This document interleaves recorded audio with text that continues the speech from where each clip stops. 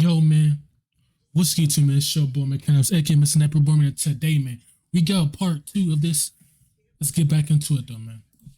Child would actually explain that the children all had stories about how their parents wouldn't let them party in Rinkeby and just how interesting they feel life is in these areas. Interestingly, some years later in 2005, as France was Well, y'all, this is part 2, so make sure you hit dealing that with sub large button. riots in their troubled suburbs, French newspapers were presenting Rinkeby as a model example for countries like France to follow. However, perhaps nobody could have predicted just how much things would later escalate, particularly during the 2010s. The Swedish police in 2019 would estimate that there were around 30,000 gang members and affiliates in the country. Now, for context, in the UK, the country which is most often discussed when talking about a gang problem in Europe, there were approximately 33,500 so-called professional gang members in 2018. Now, That's a lot. That's a lot. Look at that. That's up the whole London type of spot. That's a lot.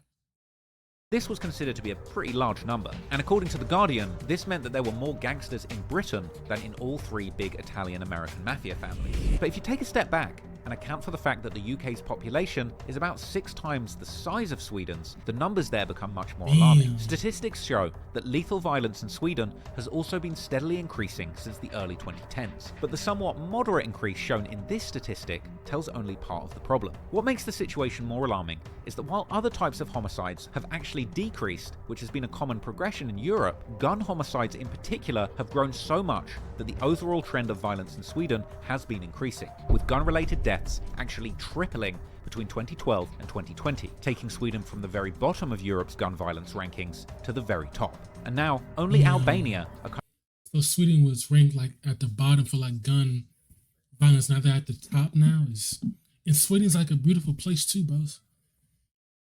But you never know in the world, bro. You country never know. with decades-long issues with guns and deadly feuds that put the country ahead of even America in per capita gun deaths, leaving Albania as the only European country more deadly for gun crime than Sweden. But Albanian gangs, that's a whole other video. Again, to put Sweden's staggering number of guns in context, the Swedish police estimate that there are 3,000 illegal firearms in the country's capital of Stockholm alone, which is around 3 times the number of guns thought to be in London, which is a city around 10 times the population of Stockholm. And the per capita gun murder rate of the Swedish capital is about 30 times that of London. The great majority of the shootings in Sweden are connected to organised crime, with the new street gangs being largely to blame for this alarming increase. Particularly, statistics show how the rise in gun crime correlates with an increase in drug-related crime that most of the gangs apparently participate in. Moreover, the use of explosives by these gangs has also increased significantly, which has further resulted in numerous deaths and horrific news stories that make Sweden seem like it's in a state of civil war. I woke up at 4:40 from a proper blast, and it was one of those, rattling blasts, like... In Sweden, a woman has died after what police believe may be the latest in a series of explosions linked to a gang war. Investigators say the 3 children shooting an explosion as gangs battle in Sweden, increasing numbers of bomb attacks and shootings in recent months. So not only they getting shot at with guns, they getting attacked, they're bombing like that is 25-year-old victim was a neighbour of the That's targeted crazy. premises and had no criminal links. Police think a grenade attack in Sweden, which killed an 8-year-old boy, could be linked to a gang-related conflict.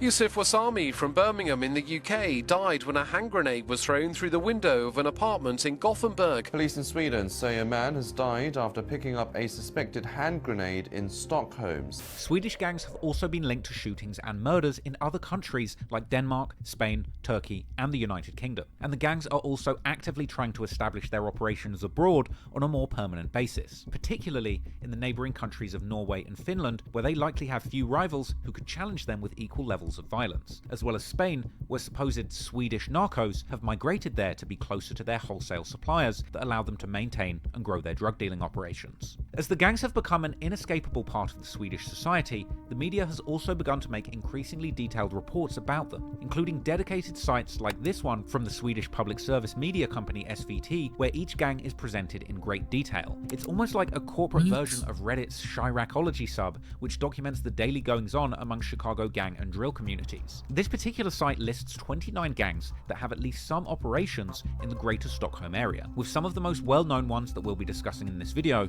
being the Death Patrol, a gang that hails from the suburb of Rinkeby in northwest Sweden, a name which was first given to the gang by the media. See, and some of them be in the suburbs with it.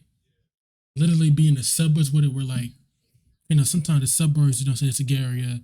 You're not really gonna know. So suburbs is technically a good area, but I guess in Sweden is really not. Media, as seen in shocking reporting on the group being suspected of committing as many as 10 murders. The original members of the Death Patrol apparently called themselves 3MST, with the name being derived from the names of their most prominent members. 3 being 3M, referring to 3 founding members whose names begin with M, Mohammed, aka Makan or Makalele, Mustafa, aka Musa, and Masla, aka Hajud. The S stands for Zachariah, aka Shobra, and the T for Abdisamed, aka Talang, with some suggesting that the name 3MST actually stands for the Three Musketeers. But later, the abbreviation DP for Death Patrol would become a common name used to refer to the gang in internal Sweden.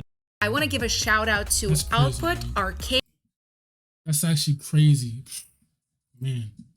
Formed in 2015, but has now been largely replaced by a new generation who have been given the new name the Hulster Children, referring to another suburb near Rinkeby. This new generation of the gang has also been referred to as the Death Patrol 2.0, or YDP, meaning Young Death Patrol, with this formatting actually borrowing a common UK gang tradition using the letter Y to refer to a younger generation of a famous gang. And shockingly, it wouldn't take long for news reports to suggest that the Death Patrol 2.0 was quickly becoming one of Stockholm's most violent groups. And now, in direct opposition to the Death Patrol, you have the Shottaz, another gang from Rinkeby, infamous for their deadly feud with the Death Patrol that goes all the way back to 2015. This gang likely got its name from the classic 2002 gangster movie Shottaz, which depicts 2 guys from the hard streets of Kingston, Jamaica, migrating to Miami in search for a better life. Some of the main names that have been associated with the Shottaz are the brothers Far and Faye, aka Frankie, as well as Faisal, aka Indiana, A, Poi, Gucci, Hoods, and the rappers Yasin, formerly Yasin Bin, and Jafar Bin. Like the Death Patrol, the Shottaz also have a younger generation who go by the name FLG, or Filterlösa Grabbar, which translates to something like the filterless guys, suggesting that in the streets, they truly have no filter. Later, the FLG would also have a split where some of the members would start a new gang called SSA, or Same Side Always. Now, as mentioned previously, there's another gang called the Darlin Network, which was allegedly the first gang that the rapper Einar became associated with as a youngster through a friend of his called Packy. That's his name, don't cancel me for that. At the time, this gang was likely That's crazy. And look at this. Close to each other. operating mainly in the projects of an area called Darlin, including the suburbs around Enschede-Darlin, where Einar grew up, and the neighbouring Bagarmosen. However, recently, the gang has allegedly begun heavily expanding their operations across the country, leading to a violent turf war with another criminal group called the Foxtrot Network. That war reportedly begun in the city of Sundsvall. Allegedly, the gang's expansion has recently come under the leadership of a fresh-faced 25-year-old kingpin by the name of Mickal, the Greek Tenezos. Tenezos has a warrant out for his arrest and is assumed to currently reside abroad, but his location is unknown. Now, the Darlin Network also has several rappers associated with the gang, including Thrife, aka Thrife Jack, who hails from the suburb of Enschede-Darlin and can be seen hanging out with Einar in the projects of Darlin in Einar's first music video. There is also Haval, who hails from the suburb of Skarpnjak, which is located near Enschede-Darlin, who can even be seen here posting with the former leader of the Darlin Network, Mario Golzar-Mia, who is currently imprisoned for the kidnapping of Einar, among other serious charges. However, Haval has also been...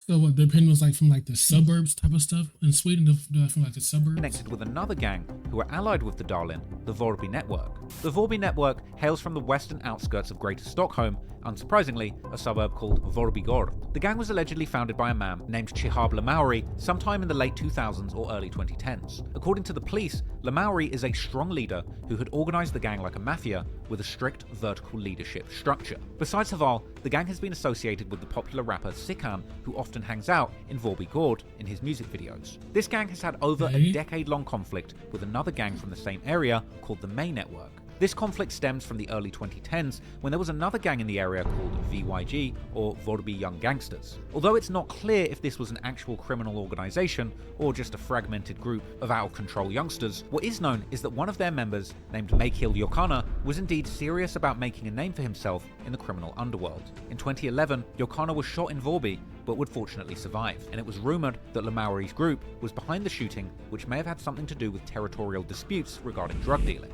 According to the local police, from this point forward, the Vorby Network, led by Lamauri, and the May Network, founded by Jokana, were in serious conflict, which would only escalate as time went on. After Jokana had been targeted and it's crazy, just from the way it's talking about, it's they're young. They're like young, bro. Remember Einar, so he was like about 15, 16 at that time, but in 2021, he was what, 19? That's still young, bro. Assassination That's still attempts, one of them injuring his wife and killing his friend, he would go on a retaliation mission that would become one of the biggest news stories in Sweden at the time. On the 2nd of August 2020, Jokana and his 2 accomplices would drive to a gas station with the aim of shooting members of the Vorby network, but instead, they would end up killing an innocent 12-year-old girl who was just out walking her dog. This tragic event caused a public uproar, and eventually the men were found. That's what I said, like, innocent people. You know what I'm saying? This one right here about innocent people losing life like this. You can be innocent bystander. You can get caught in the crossfire because of this. Found and arrested. And during the investigation, the police would also uncover that the murder weapon, an AK-47, had actually been used in a music video by an affiliated rapper called Tenan, who himself had ties to the May network. The music video, which was for a song called Blue Cheese, has since been removed from the internet, and Tenan would end up receiving a 4-year sentence for the illegal weapon. Initially, it appeared that the Vorby network would largely escape the situation scot-free, but soon it turned out that they were in fact suspects in another case that would end up making even more headlines. But more about that later on in the story. Together, the gangs discussed here have been part of some of the most brazen gang wars that have devastated Sweden's streets in the past few years, as well as blurring the lines between music and real-life organised crime in a way that has rarely been seen in Europe before. So now you know the key players and organisations that run the streets of Sweden, it's time to begin our deep dive into the violent streets of Sweden and the music that represents them. Going back almost 10 years to the Stockholm suburb of Rinkeby, where one dispute between childhood friends would ultimately lead to years of bloodshed that would eventually spread from the small suburb in the outskirts of Stockholm all the way beyond Sweden's borders, and in the process, launching the career of one of Sweden's most popular rappers.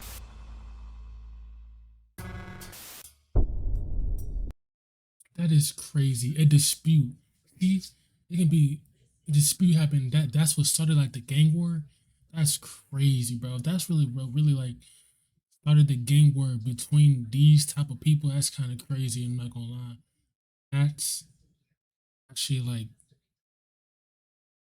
crazy for real. I'm not gonna cap it. You know what I'm saying?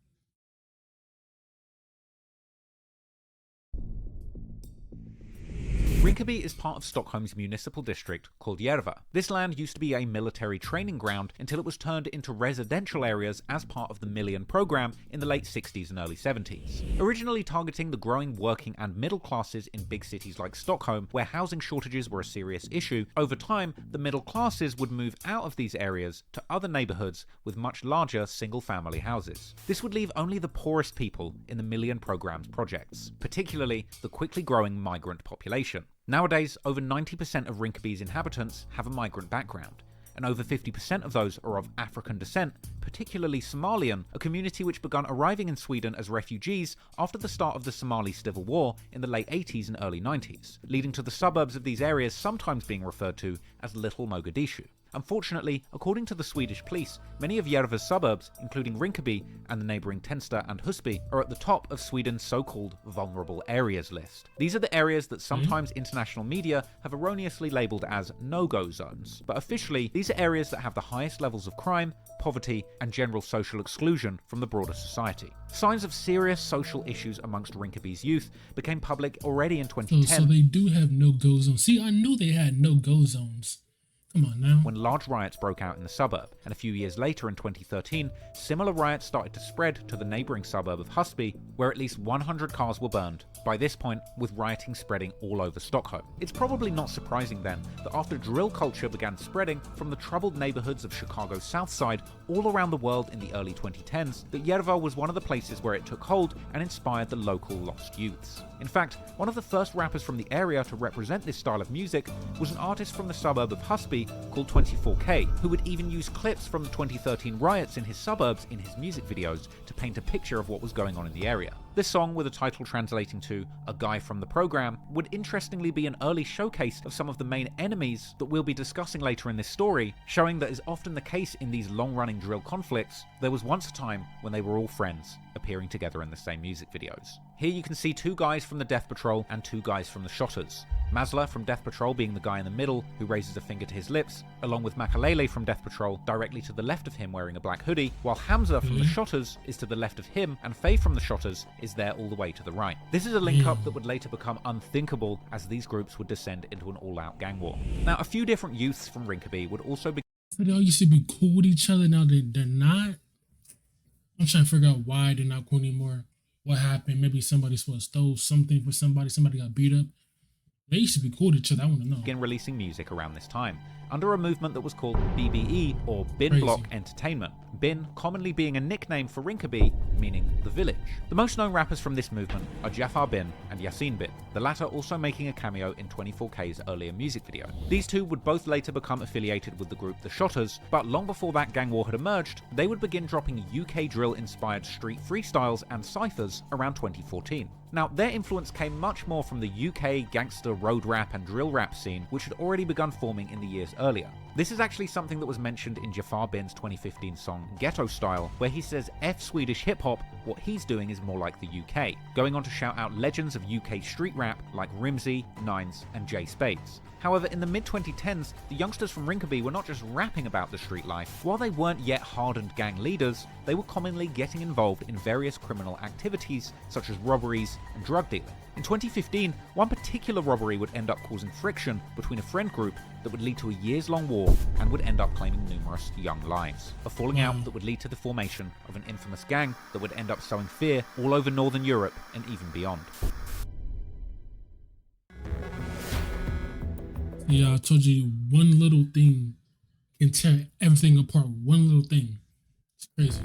On the 22nd of July 2015, in the suburb of Terbi, about 20 minutes drive from Rinkeby, a group of at least 4 individuals pulled a heist at Forex exchange, getting away with cash worth about $200,000. This was a major lick that everybody was soon talking about in the streets of Rinkeby. By the end of that day, word had spread that a 19-year-old guy called Izzy had allegedly been the main culprit behind the operation. However, there had originally been others involved in planning this robbery. One of these guys was a 16-year-old Masla. But for whatever reason, Masla was not invited to the heist itself, which led to him feeling betrayed by Izzy for carrying the robbery out without him. Masla's friends were sharing his anger, namely Mickal, Musa, Shobra, and Talang. After the robbery that they were cut out of, they went to confront Izzy. They would end up meeting him near a subway station in Rinkeby, where things would soon escalate, eventually leading to the group taking Izzy to a nearby wooded area where one of them would end up shooting Izzy in the back while he was trying to escape through the woods. Izzy was able to stumble through the small forest, ending up in the suburb of Bromston, which is a middle-class neighbourhood. Just for reference, this is like an upmarket area which is worlds apart from the projects of Rinkeby. And it's here in this upmarket neighbourhood that Izzy would ultimately collapse in the yard of an older couple who would phone for help. Unfortunately, later that night, Izzy would pass away in the hospital. En 19-årig man dog i natt efter vad vittnen uppfattat som en skottlossning i Västerort. Enligt Aftonbladet.se ska 3 skott ha avlossats i skogen mellan Rinkeby och Bromsten och 19-åringen ska ha träffats i ryggen. Polisen har inlett en förundersökning om mord. And this event would cause the large group of childhood friends of all different ages to split into two. Those who stood with Masla, who had been cut out of the robbery, and those on the inside, who had been closer to Izzy. Masla's group of close friends, who called themselves 3MST, which included that core group of Makan aka Mickal, Musa, Shobra, and Talang. This is the group that would eventually be labelled the Death Patrol. Meanwhile, the friends of Izzy would eventually begin using the name Shottaz for their rival crew. But these labels for these groups wouldn't become prominent until some years later, and in the immediate aftermath of the death of Izzy, people close to him would go on the warpath, vowing to get revenge. According to later reports, the murder of Izzy acted as a watershed moment in Rinkeby gang politics, where youths formerly concerned mainly of hustling and petty crime would begin commonly carrying guns and eventually even having to wear bulletproof vests. Reports would also tell that Masla and his friends went into hiding following the shooting due to the police likely looking for them as persons of interest. Although it's not been known for sure who had ultimately been the one responsible for pulling the trigger and killing Izzy, Masla would reportedly make a call to his mother soon after Izzy's death, telling her that he feared that people were after him and that they wanted him dead. And these fears turned out to be valid, because not even 48 hours later, Masla and his friends were ambushed at a gas station in the middle of the night. Unfortunately, Masla was shot in the head and later pronounced dead at hospital. What? So he kind of knew somebody was after him? So he knew? Damn, that's actually crazy, y'all. That's actually, damn. Police and the Swedish media were quickly drawing a connection between both of these murders, and security camera footage from the scene would show two possible suspects running away from the gas station. The police would eventually find some compelling evidence pointing to Izzy's two older brothers as being involved in the murder, but they were eventually excluded from the investigation without ever being charged due to lack of evidence. In an act of reconciliation by the families and the broader Rinkeby community, both Izzy and Maslow were buried next to each other. But this post-murder gesture would do little to calm down the escalating situation between these former friends now at war. Meanwhile, Maslow's friends like Mickal, Musa, Shobra, and Talang were soon caught out of town in connection with another completely unrelated investigation. I told you, one thing can mess up. One thing, he shot Izzy, you know, saying Izzy didn't put him into the heist, but that doesn't mean go shoot him and kill him. Like, what's that gonna do?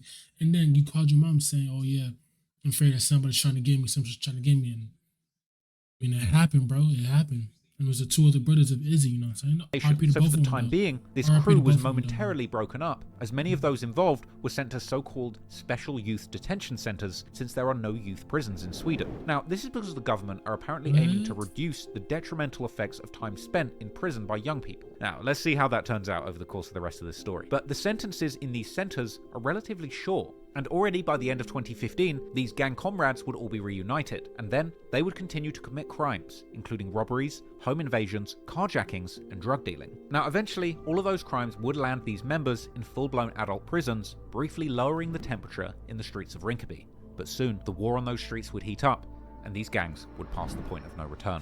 By late 2016, while the infamous Death Patrol quartet had been locked up, Izzy's friends, who had begun calling themselves the Shottaz, had started to take over the streets of Rinkeby. Also, musical artists from Rinkeby, who would eventually become associated with the Shottaz, were also on the rise, but at this point, they were still largely staying impartial to the brewing feud in the streets. For example, Yasin's rap career was blowing up. Already in 2015, he had signed his first record deal and dropped his first official single, the self-titled track, Yasin. Then, in 2016, Yasin, together with Jafar Bin and other rappers from the Yorva suburbs, created a rap collective called Ghetto Superstars, which began creating some significant buzz in the national scene. Besides Jafar and Yasin, the collective would also include rappers like Blizzy, Dre Low from Husby, Monty B, Elias Abbas from Rinkeby, as well as ZE from Tensta. Some of these guys like Dre Low and ZE would end up becoming some of the biggest rappers in Sweden. Also in 2016, Yasin would release one of his most popular songs, a track with the title translating to My Hood, together with a music video directed by acclaimed director Saga Berlin, who has also directed the music video for the song Tabanya by another Rinkeby-based artist called Cherie. Now, both of these music videos provide an excellent window into the world of Rinkeby at this time, with high-quality on-the-ground and drone footage showcasing the brutalist architecture in these suburbs in all of its glory. For the first time, the music coming out of these areas was giving the world and the country... it's crazy. This is called their hood. Like, it literally looks like a good neighborhood, you know what I'm saying? It looks like a good neighborhood. It's just... it's crazy. A window into life in the suburbs. Jafar Bin, on the other hand, who still in 2015 was shouting out Shobra, one of the core members of Death Patrol, in his songs, would actually end up taking the Shottaz side in the beef in the years following the death of Izzy. And this taking of sides would also be reflected in his music, eventually landing him in hot water with the Death Patrol. But before the beef would escalate to the next level, during the summer and fall of 2016, Mickal, Musa, Shobra, and Talang had gotten free once again. However, they hadn't been seen in Rinkeby, as they had reportedly been banned from the area by Shottaz members and were spending time in the city of Malmö instead, making contacts in the streets there. However, they still had allies in Rinkeby who acted as their eyes and ears back on their native block. But while that was going on, the Shottaz, who had lost many of their members as a result of a number of arrests after a recent large robbery, put them at a disadvantage in the streets. On the evening of December the 2nd, an alleged member of the Shottaz, called Indiana, along with his brother Smokey, were at a local cafe in Rinkeby, without realizing that a friend of their ops had eyes on them. Suddenly out of nowhere, an automatic machine gun would spray up the windows of the cafe, making people inside hit the floor and panic. Indiana and... Dog, how did they get automatic rifle? Bro, see, this is what I mean. How do you get automatic rifle when it's like military type of weapons? Like, how do you get that? Smokey would react fast, running into the back of the cafe in an attempt to escape through a back door. Unfortunately, they would end up getting trapped in the wrong room. Unable to escape, the gunmen would rush into the cafe, shooting both brothers, leaving them dead on the spot. After this brazen double murder, the situation would turn tense, as many people gathered around, even acting hostile towards the police at the scene of the crime. Unsurprisingly, following this incident, the police would once again struggle to catch any of the suspects following the murders, partly due to witnesses of the event either being vague about who and what they had seen, or plainly uncooperative. I guess the no snitching rule applies in Sweden too. In reality, many of the locals likely knew very well just who had been behind this brutal attack, but many were scared to share any information with the authorities. A week later, these two murdered brothers were laid to rest in front of a large crowd and media presence.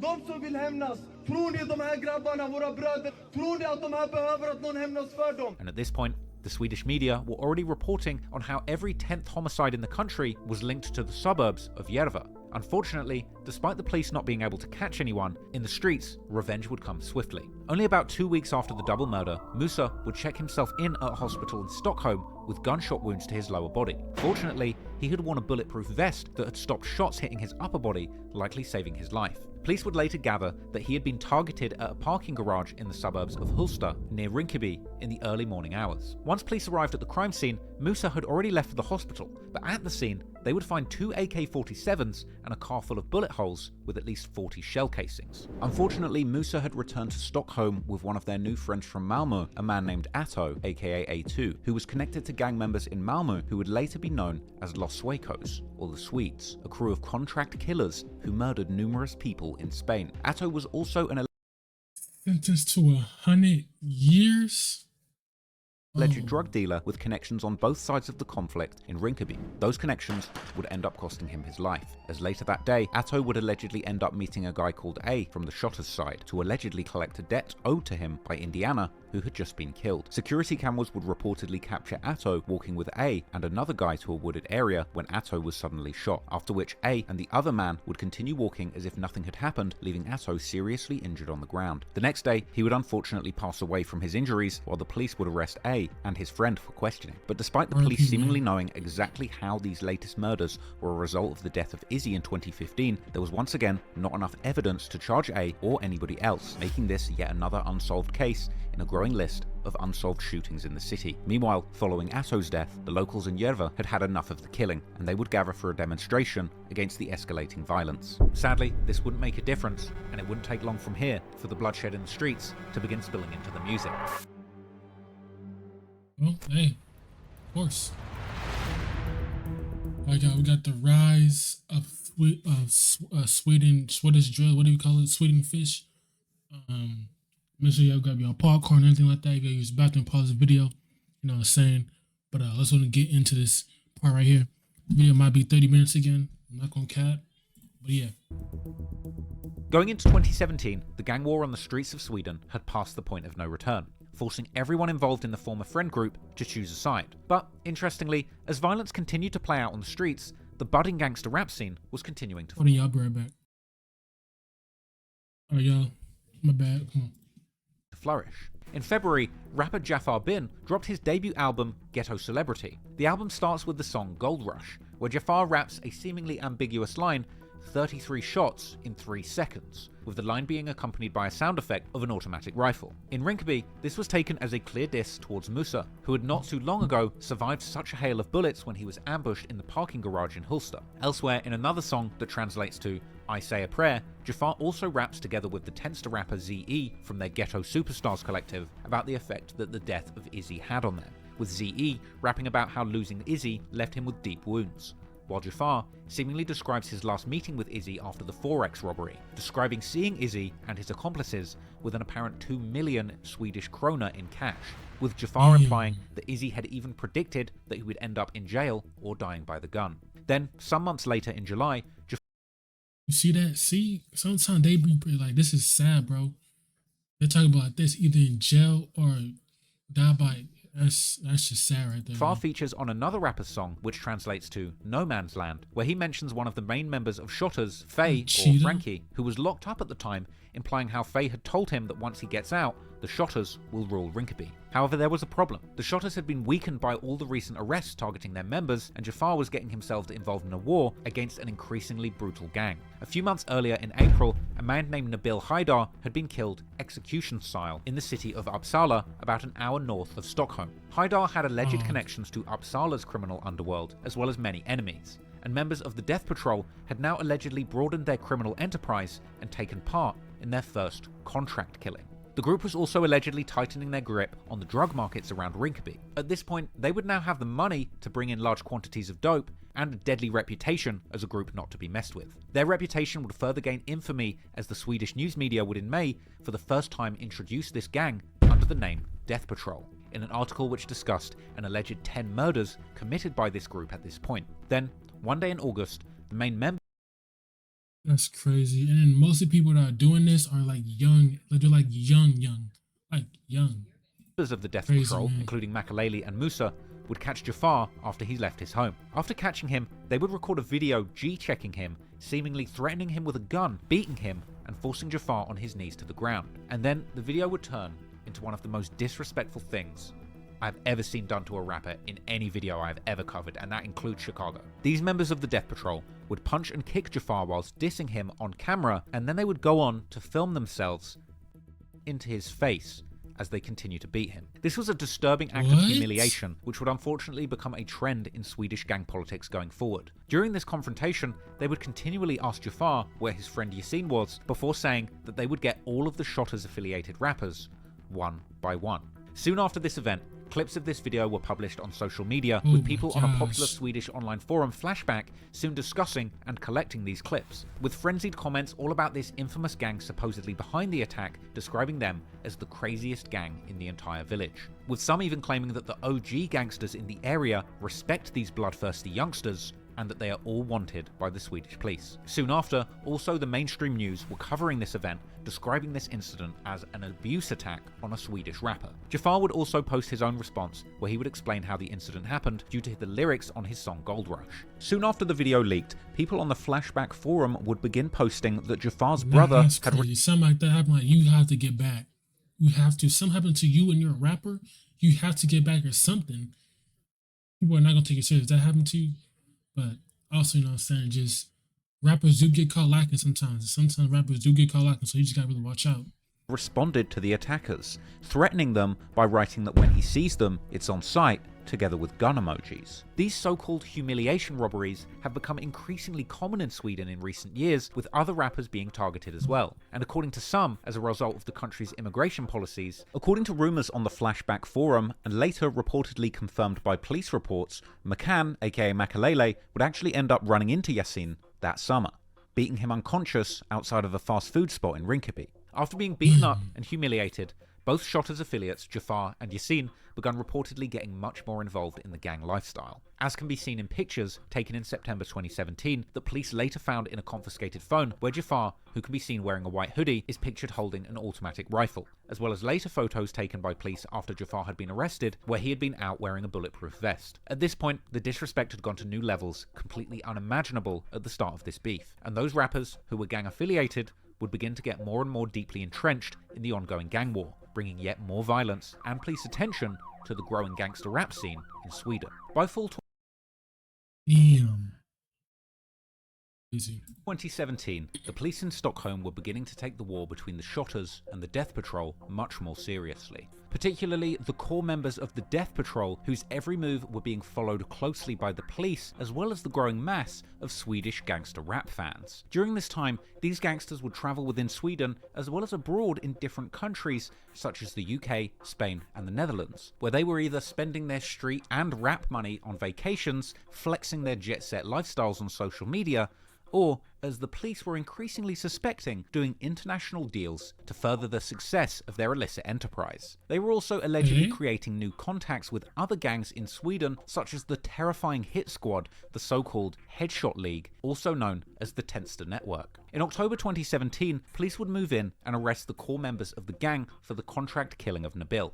However, once again, there seemingly wasn't enough evidence to charge them, and in the end, everyone was let go, even Shobra, whose DNA was even found on the murder weapon according to prosecutors. However, before all of the Death Patrol members were freed, their rival the Shottaz would take advantage of their absence and make a move, targeting the little brother of Maslow, one of the deceased 3 MST members who originally founded the group that eventually became the Death Patrol. Nicknamed Machiavelli after Tupac's famous pseudonym, he had become involved with the Death Patrol after his brother's death. On the 23rd of October, Shottaz members ambushed Machiavelli in Rinkeby and shot him with an automatic rifle. Fortunately, due Oh my gosh, bro.